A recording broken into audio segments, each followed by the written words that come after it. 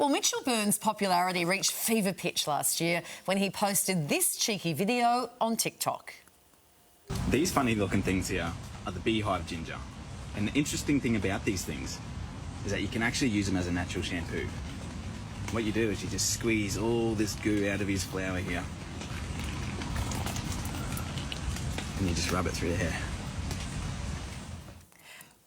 Well, once you get past the not safe for work comments, fans are truly appreciating just how talented the Aussie photographer is. Absolutely they are. Now, Mitchell spent a decade in coal mining before recognising his mental health was declining, leaving the industry to follow his passion. And now his time behind and in front of the camera is paying off, being likened to, quote, a younger and hunkier Kyle's David Attenborough. Oh, and he's sharing... None less than GQ. Absolutely. And now he's sharing his story in a brand new book. Oh, we welcome Mitchell Burns back to The Morning Show. Hello. Nice to see you again. Nice to be here. I think we spoke to you, I think it was February last year. Yeah. You haven't Time's wasted any time. You've written this book. Yes. So the book's called Life, Camera Action. We love it. Tell us about it.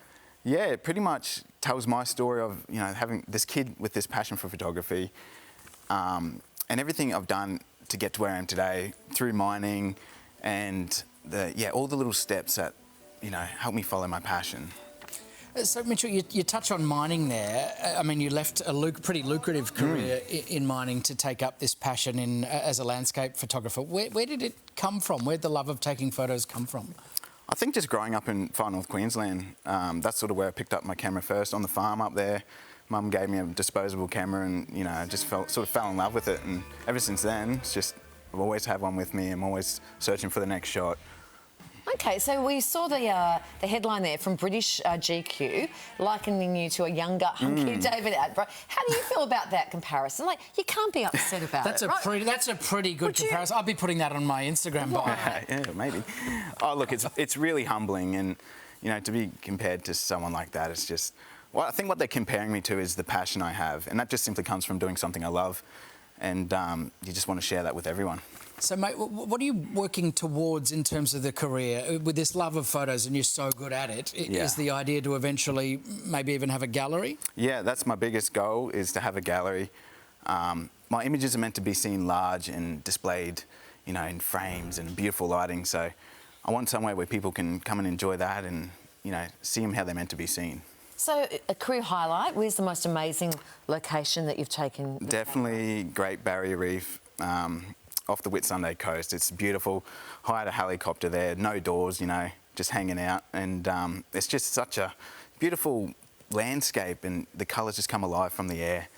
Lots of controversy around the reef and its state at the moment too. There are two different camps about, you know, what global warming is doing to the reef. Well, where do you sit on that?